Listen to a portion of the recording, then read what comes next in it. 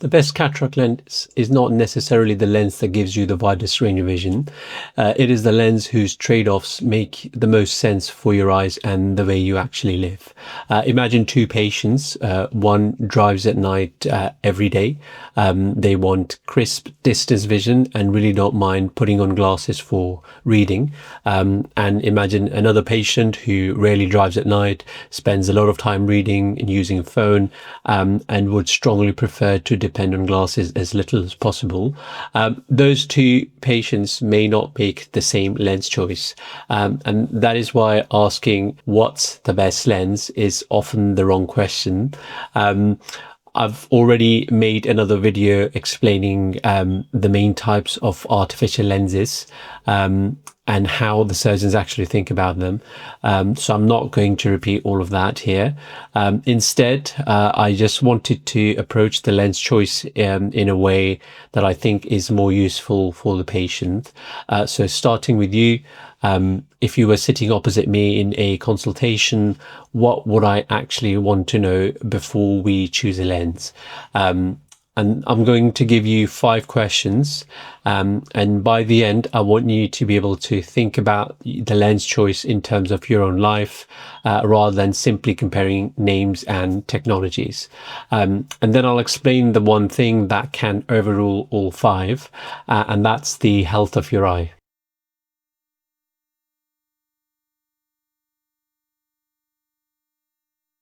So the first question is, what do you actually want to do without glasses? It's not, do you want good vision? I'm sure everybody wants excellent vision, and not simply, would you like to be glasses free? Because again, most people would answer yes to that question as well. I want you to think about your normal day. Think about yesterday, from the moment you woke up until you went to bed. What did you actually use your eyes for? So what activities did you do? Did that include driving, watching TV, working on a computer, looking at your phone, cooking, or reading a book, for instance, whether that's a Kindle, shopping, playing golf, doing detailed hobbies, using a tablet. And now think about the distances involved for each of these different activities. Distance vision is things like driving, watching TV, and looking across the room. Intermediate vision is roughly computer, so dashboard in the car, cooking, and many tasks around about the arm's length. And near vision would be your phone, a book, a small print, or detailed close work. Those distances matter because an artificial lens does not simply recreate your focusing ability that you had when you were 20 years old. Different lens strategies give different balances between these different distances. So thinking about a particular lens, I would rather know which of those activities matter the most to you. So if somebody tells me I drive a lot, I watch sports, I walk outdoors, and I'm perfectly happy wearing glasses to read, then that tells me something very useful. On the other hand, if someone says I'm retired, I read for hours every single day, I'm constantly using my phone, and being able to read without glasses is enormously important for me, then that tells me something completely different. So lens choice starts becoming much easier when we stop asking what the lens can do, and we instead start asking what you actually need your vision to do. The second question is particularly important if reducing your dependence on glasses matters to you. What exactly do you mean by reading? Because patients will often say to me, I'd like to be able to read without glasses, but reading is not one single visual task. So for example, checking a WhatsApp message for 10 seconds is not the same as sitting down with a paperback for an hour. A desktop computer is not the same distance as a phone. If you go to a restaurant, a menu is not the same as tiny print on a medicine packet. So I would want to know, how close do you normally hold your phone? Do you read books, or do you read a Kindle? Do you read small print? Do you spend several hours a day on a computer? Do you sew, paint, or repair things or do other detailed hobbies. And this matters because there are lenses that mainly prioritize a certain distance. There are lenses that extend useful distance further towards intermediate vision. And then there are lenses designed to provide a much broader range, including more near vision. And I've explained those categories properly in my other video, so I don't want to go into another lens technology lecture. My point here is much simpler. Less dependence on glasses can mean very different things to different people. One patient may be very happy if they can drive, watch TV, use a computer without glasses, even if they put glasses on for reading a book.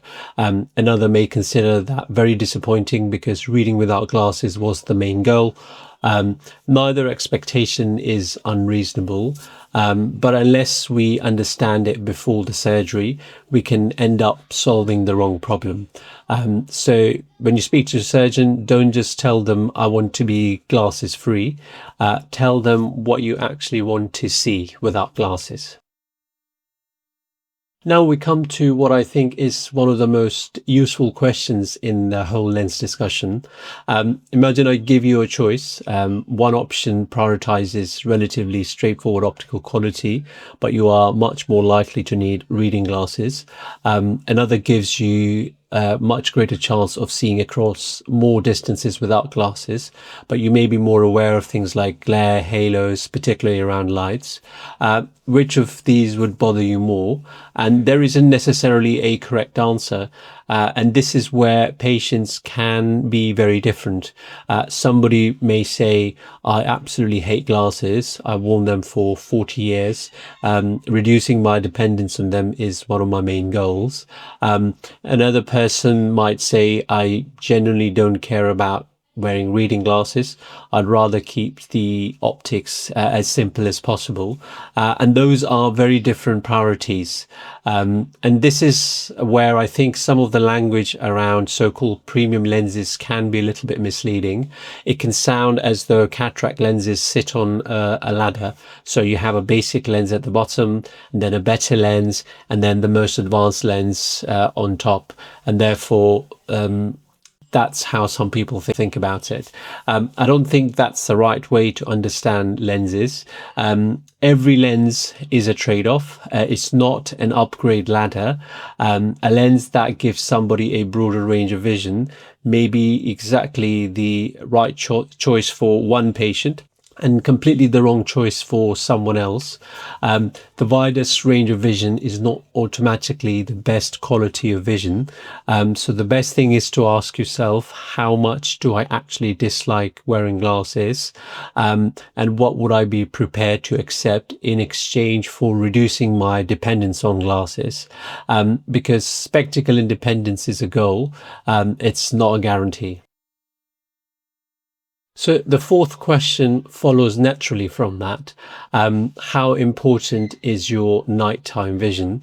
And particularly, how much do you drive at night? And by that, I don't mean, have you ever driven after dark?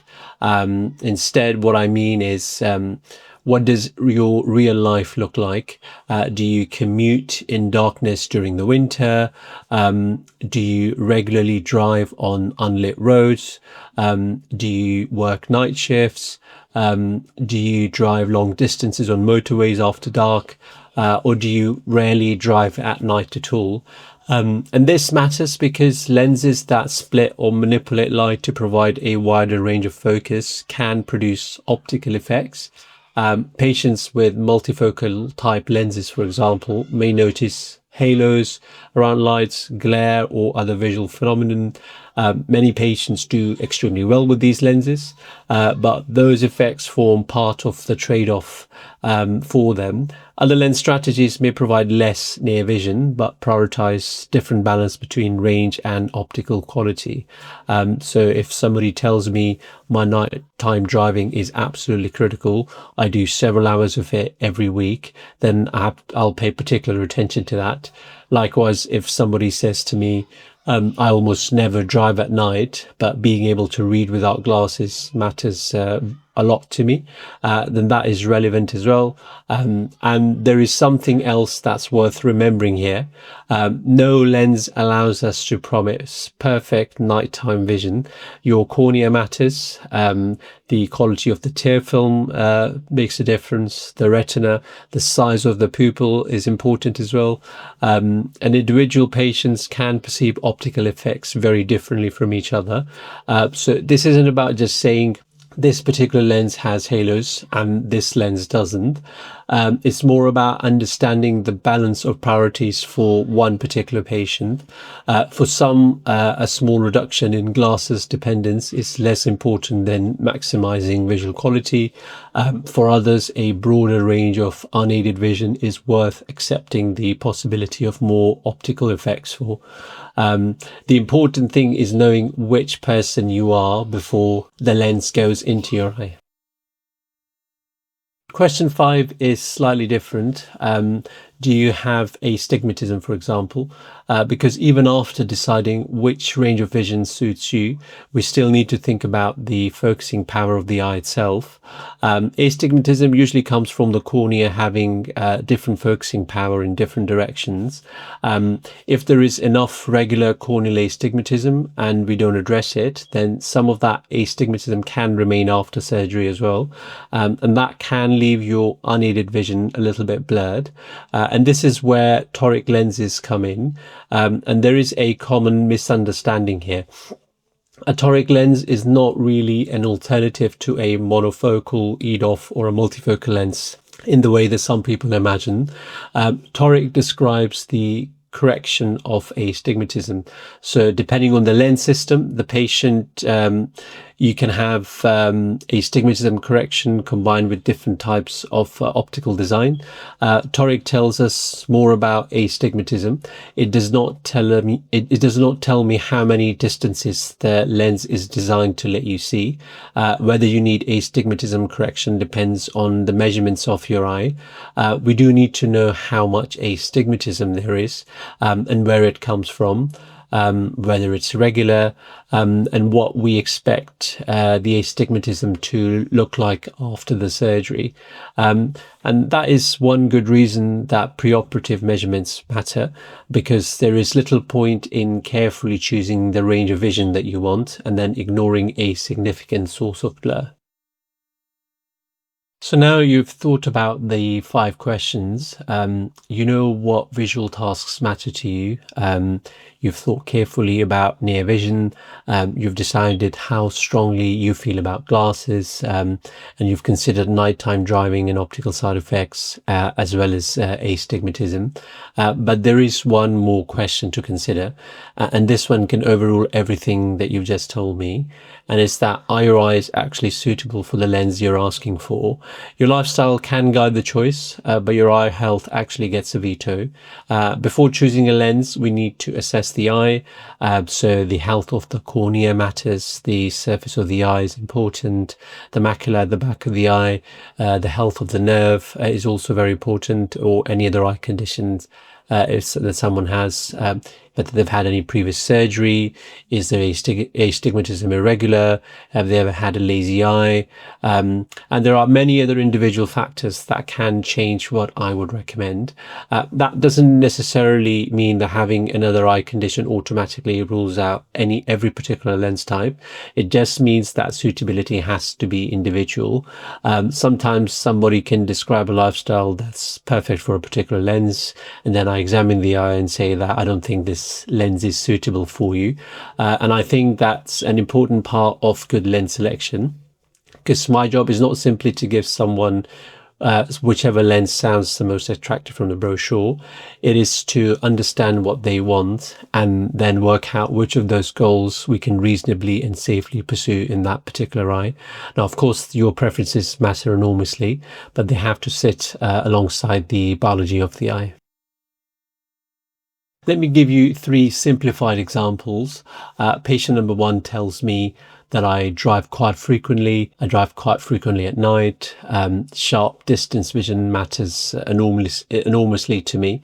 I don't mind wearing glasses for reading. And for that patient, the widest possible range of unaided vision may not simply be the highest priority. Now, patient number 2 could say, I use a computer for several hours every day. For example, for my job, I want good distance vision as well. I'd really like to be able to see the dashboard in the car and computer and do many everyday tasks without constantly reaching for glasses. But I don't mind wearing glasses for prolonged reading, for instance. Then that is a very different visual goal.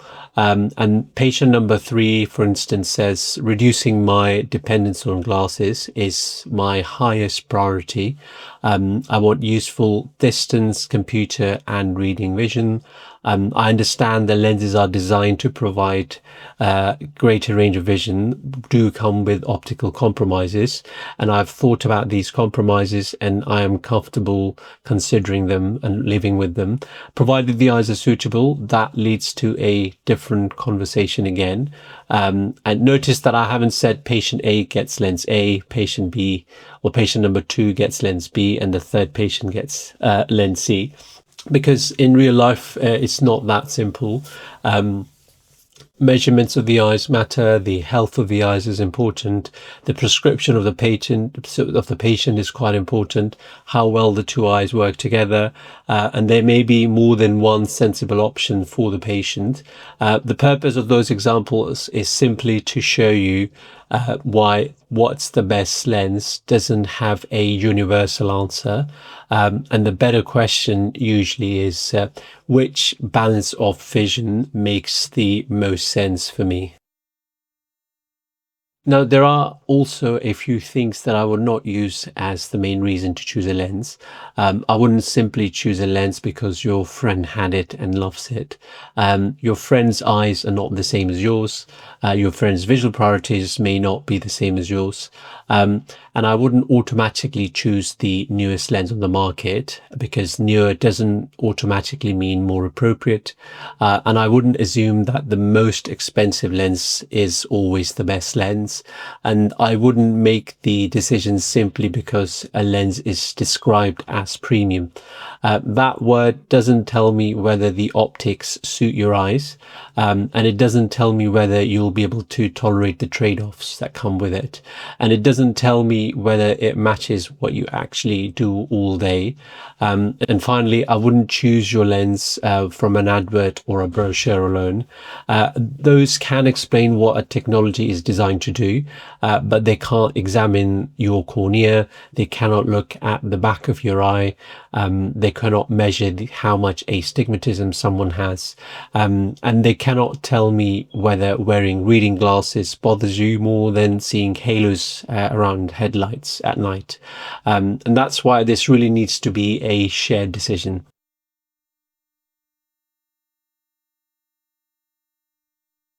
So if you're preparing for a cataract consultation, these are the 5 questions that I would think about beforehand. So first, what do I actually want to be able to do without glasses? What does good near vision mean to me? Is it my phone, a computer, reading a book, or very small print? Third, which would bother me more? Would it be needing glasses for some tasks or accepting some optical compromises in exchange for a greater range of unaided vision? Fourth, how important is nighttime driving and maximum visual quality in my day-to-day life? And fifth question I would ask is, do I have a astigmatism that may need to be addressed as part of the plan? Then there's the question for your surgeon. Are your eyes actually suitable for the option that you prefer? If you go into your consultation having thought about these questions, then I think the conversation becomes a lot more useful. So instead of saying, give me your best lens, you can say, this is what I actually need to be able to do. and that then becomes a lot more helpful. The best cataract lens is not necessarily the lens with the most technology.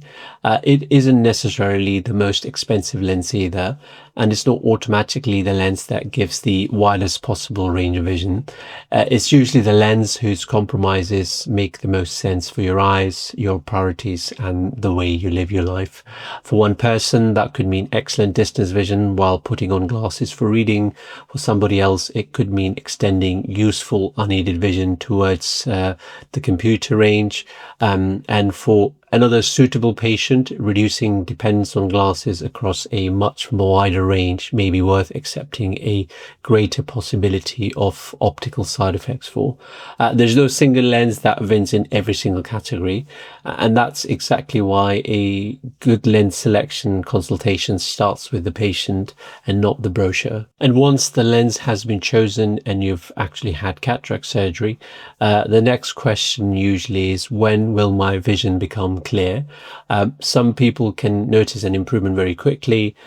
For others, the vision is a little bit more blurred or fluctuates while the eye settles down. So in my next video, I'm going to explain cataract surgery recovery, what you may notice in the first few hours, what happens over the first few days and the first few weeks, and importantly, when blurred vision or other symptoms should prompt you to contact your surgical team. And I'll see you in that one.